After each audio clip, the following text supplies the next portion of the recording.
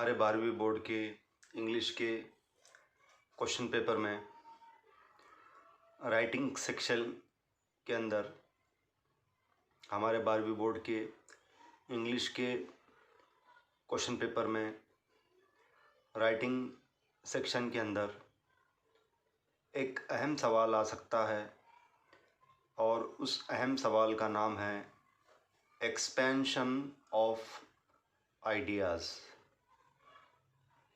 Expansion of ideas ये एक बहुत अहम सवाल है। देखिए यहाँ पर बताया गया है what is expansion of idea, यानी एक्सपेंशन आइडिया क्या है, एक्सपेंशन ऑफ आइडिया का मतलब क्या है, इसका मीनिंग क्या है। एक्सपेंशन ऑफ आइडिया ये जो राइटिंग स्किल है इसका मीनिंग क्या है, तो इसका मीनिंग यहाँ पर दिया गया है। देखिए, expansion of idea is to elaborate, explain, expand an idea in a paragraph form। देखिए, तो यहाँ पर क्या बात बताई गई है। देखिए, expansion of idea is to elaborate, explain, expand an idea, यानी आपको कोई एक टॉपिक या एक आइडिया दिया जाएगा, एक कंसेप्ट दी जाएंगी, एक टॉपिक दिया जाएगा और उसको आपको क्या करना पड़ेगा, एलैबोरेट करना पड़ेगा, उसको एक्सप्लेन करना पड़ेगा, उसको एक्सपैंड करना पड़ेगा और उसको जो है आपको एलैबोरेट, एक्सप्लेन या एक्सपैंड करना पड़ेगा। तो कौन से फॉर्म में आपको जो है उसे एक्सपैंड करना पड़ेगा, पैराग्राफ फॉर्म में।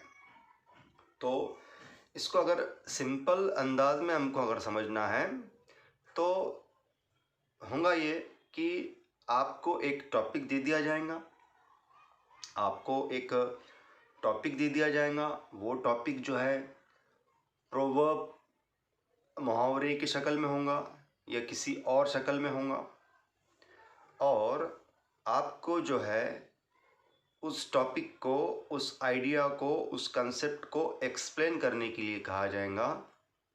और जब आप उसको एक्सप्लेन करेंगे, उसको एक्सपैंड करेंगे, उसको एलैबोरेट करेंगे पैराग्राफ की शक्ल में, तो वो क्या हो जाएगा। देखिए, इस एक्टिविटी को हम क्या कहेंगे, एक्सपेंशन ऑफ आइडिया। तो बोर्ड के एग्ज़ाम के अंदर आपको ऐसी ही एक टॉपिक दे दिया जाएगा और टॉपिक देने के बाद आपसे कहा जाएगा कि इस टॉपिक को, इस कंसेप्ट को, इस आइडिया को आप एक्सपैंड करें।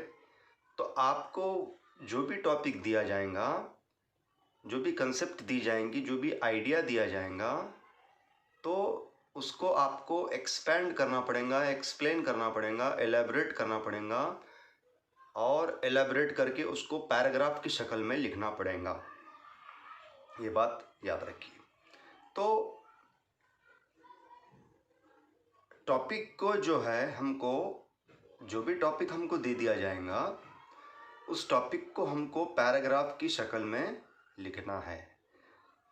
लेकिन याद ये रखना है कि जो भी टॉपिक आपको दिया जाएगा उस टॉपिक के मीनिंग को हमको समझना ज़रूरी है, उस टॉपिक के थीम को समझना ज़रूरी है, उस टॉपिक के मैसेजेस को समझना ज़रूरी है, उस टॉपिक के पीछे क्या मॉरल्स है उसको समझना ज़रूरी है, उस टॉपिक के पीछे क्या वैल्यूज़ बताए जा रहे उसको समझना ज़रूरी है, उस टॉपिक में क्या मैसेजेस दिए जा रहे उसको समझना ज़रूरी है, उस टॉपिक में हमको क्या गुड थिंग्स बताए जा रहे उसको समझना ज़रूरी है।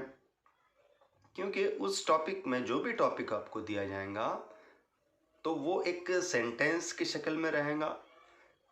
उस टॉपिक को आपको समझना है और समझकर जो है उस टॉपिक के अंदर जो है क्या बात बताई गई है, उसमें जो है उस टॉपिक का जो मीनिंग क्या है, उस टॉपिक के पीछे का जो बैकग्राउंड है वो क्या है, उस टॉपिक के ज़रिए हम को क्या क्या मैसेजेस मिल रहे हैं उसको समझना ज़रूरी है। उस टॉपिक के ज़रिए हमको कौन कौन से वैल्यूज़, ह्यूमन वैल्यूज़ बताए जा रहे हैं उसको समझना ज़रूरी है। उस टॉपिक में हमको कौन कौन से मैसेजेस दिए जा रहे हैं उसको समझना ज़रूरी है, और उसी को जो है हमको पैराग्राफ के फॉर्म में लिखना पड़ता है। अब देखिए, जब हम जवाब लिखेंगे, एक्सपेंशन ऑफ आइडिया का जब हम जवाब लिखेंगे तो हमारे आंसर का फॉर्मेट किस तरीके से रहेगा यहाँ पर बताया जा रहा है। तो देखिए, template format of expansion of ideas, यानी जब हम जवाब लिखेंगे एक्सपेंशन ऑफ आइडिया का जो भी सवाल हमको दे दिया जाएगा, और जब हम उसका जवाब लिखेंगे तो उसका जवाब जो है हम कौन से फॉर्मेट में लिखेंगे वो फॉर्मेट यहाँ पर बताया जा रहा। तो देखिए, सबसे पहले तो जो है एक्सपेंशन ऑफ आइडिया जब हम लिखेंगे तो सबसे पहले टाइटल आ जाएगा। क्या आएगा? टाइटल आ जाएगा। जो टाइटल है वो टाइटल यहाँ पर आ जाएगा। तो टाइटल जो है हमने जो है कैपिटल लेटर्स में लिखना चाहिए और अंडरलाइन करना चाहिए। टाइटल हमने जो है कैपिटल लेटर्स में लिखना चाहिए और अंडरलाइन करना चाहिए, इस तरीके से यहाँ पर। और टाइटल जो है आपको आपके HSC बोर्ड के इंग्लिश के क्वेश्चन पेपर में दे दिया जाएगा।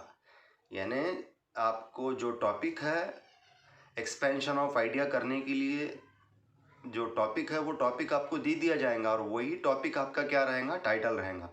और उसी टाइटल को यहाँ पर हमको कैपिटल लेटर्स में लिखना है अंडरलाइन करके। तो यहाँ पर जो है टाइटल आ जाएगा। उसके बाद जो है ये देखिए फर्स्ट पैराग्राफ बताया जा रहा है कि फर्स्ट पैराग्राफ, ये देखिए फर्स्ट पैराग्राफ यहाँ से लेके यहाँ तक, यहाँ से लेके यहाँ तक, ये क्या है?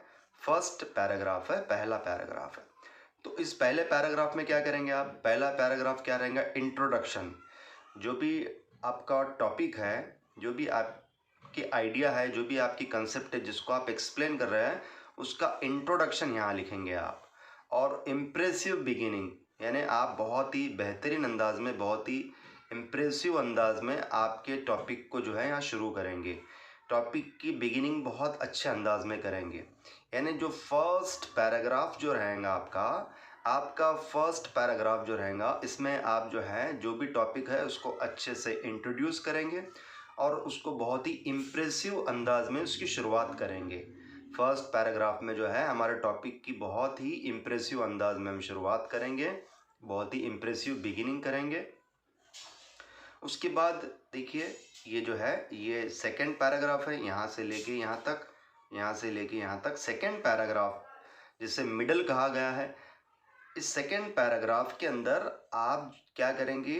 Interpretation and evaluation of ideas, यानी जो भी टॉपिक आपको दे दिया गया है उसको बहुत ही जो है बहुत ही बारीकी से, बहुत ही अच्छे अंदाज में हम इसको एक्सप्लेन करेंगे।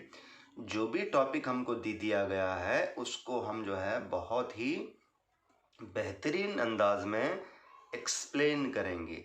यानी जो भी आइडिया हमको दी गई है, जो भी कंसेप्ट हमको दी गई है एक्सप्लेनेशन के लिए, उसको बहुत बेहतरीन अंदाज में, बहुत ही जो है इम्प्रेसिव अंदाज में, बहुत ही इफ़ेक्टिव अंदाज में जो है हम उसको एक्सप्लेन करेंगे। और यहाँ पर जो है जो भी टॉपिक है, जो भी आइडिया है, जो भी कंसेप्ट है, उसको बहुत ही बारीकी से हम एक्सप्लेन करेंगे, बहुत ही कॉम्प्लेक्स अंदाज में हम उसको एक्सप्लेन करेंगे। उस टॉपिक के हर एक पहलू को, हर एक पर्सपेक्टिव को, हर एक एस्पेक्ट को, हर एक एंगल को हम जो है यहाँ पर एक्सप्लेन करेंगे, यहाँ पर जो है ये सेकंड पैराग्राफ में।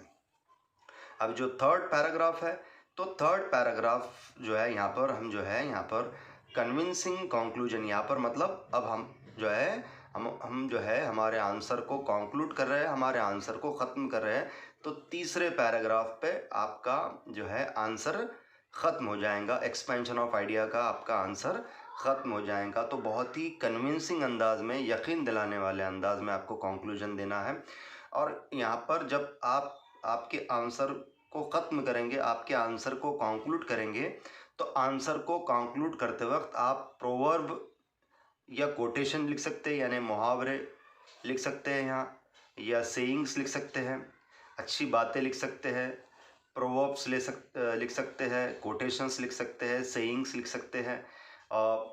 जो अच्छी अच्छी बातें हैं टॉपिक्स रिलेटेड, वो लिखकर आप जो है आपके आंसर को ख़त्म कर सकते हैं। तो इसका मतलब ये है कि एक्सपेंशन ऑफ आइडिया के लिए जो भी टॉपिक आपको दे दिया जाएगा, तो सबसे पहले वो टॉपिक को यहाँ पर आपको कैपिटल लेटर में लिखना है और फर्स्ट पैराग्राफ में उस टॉपिक को अच्छे से इंट्रोड्यूस करना है, सेकेंड पैराग्राफ में उस टॉपिक को अच्छे से एक बेहतरीन अंदाज में एक्सप्लेन करना है, और थर्ड पैराग्राफ में जो है उस टॉपिक को कंक्लूड करना है, अपने आंसर को एंड करना है, कंक्लूड करना है।